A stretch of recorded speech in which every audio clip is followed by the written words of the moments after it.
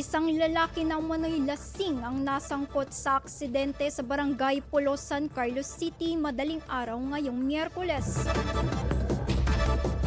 Ayon sa ulat, residente ng barangay Isla ang nasabing lalaki. Habang nagmamaneho, nabangga umano ito sa baritada sa nasabing lugar. Agad na ipinaalam sa San Carlos City Police Station ang pangyayari at mabilis namang rumisponde ang mga pulis. Dinila ang biktima sa Region 1 Medical Center para sa agarang lunas. Batay sa paunang impormasyon na nagtamo ng fracture sa binti ang lalaki na kasalukuyan pang kinukumpirma ng mga doktor.